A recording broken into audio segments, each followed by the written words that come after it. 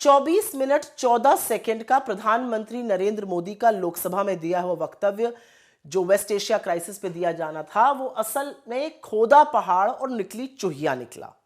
स्थिति गंभीर है, इसका अंदाजा तो इसी बात से लगाया जा सकता है कि आज मोदी जी ने एक एक शब्द पढ़कर बोला। कोई सीना नहीं ठोका, नेहरू जी को याद नहीं किया, बल्कि विपक्ष से एकजुटता की बार बार अपील करी। प्रधानमंत्री को आज कोरोना काल याद आया, मतलब चुनौती और संकट गंभीर है और अभी टला नहीं है। पर पश्चिम एशिया में चल रहे इस भीषण युद्ध और तबाही पर आज देश अपने प्रधानमंत्री को सुनना चाहता था, जानना चाहता था कि भारत का क्या रुख है। देश कोरे आंकड़ों, सोलर एनर्जी पर लफाजी और खोखले दावों से वाकई में ऊब चुका है। लेकिन मोदी जी ने 24 मिनट में अमेरिका और इजराइल का एक बार भी नाम नहीं लिया। मोदी जी ने यह तो माना कि युद्ध से संकट बढ़ा है, स्ट्रेट ऑफ हॉर्मुज बंद होने से हमारे यहां सप्लाई बाधित है। उनके मूर्ख प्रवक्ता और भक्त तो खैर इस बात को ही नहीं मानते थे कि गैस की किल्लत है, शायद अब उनका दिमाग बदल जाए।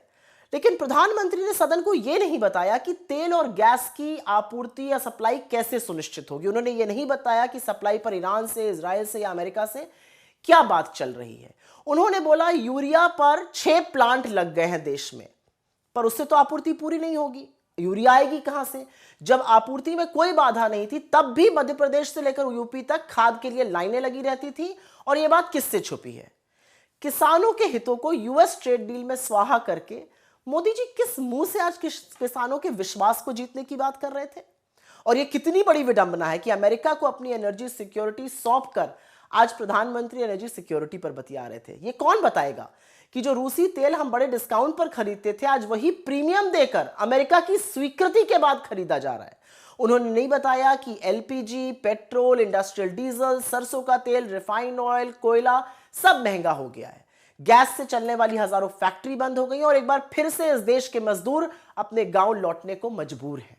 प्रधानमंत्री ने कहा कि देश में रिफाइनिंग कैपेसिटी बढ़ गई है, लेकिन यह नहीं बताया कि पिछले 12 सालों में कच्चे तेल के प्रोडक्शन में 28% गिरावट क्यों और कैसे आ गई। अपने वक्तव्य में इस देश के प्रधानमंत्री ने अमेरिका और इजराइल द्वारा एक संप्रभु सॉवरेन देश के सर्वोच्च नेता के टारगेटेड असैसिनेशन पर एक शब्द नहीं बोला। मोदी जी ने स्ट्रेट ऑफ हॉर्मुज बंद किए जाने का विरोध किया, लेकिन अमेरिकी इजराइल हमले से ईरान में जो 165 निर्दोष स्कूली बच्चों की हत्या हुई, उस पर एक शब्द नहीं बोला। मोदी जी ने यह भी नहीं बताया कि हमारी विदेश नीति इतनी विफल कैसे है कि इतने सारे हमारे जहाज अभी भी स्ट्रेट ऑफ हॉर्मुज में अटके हुए हैं।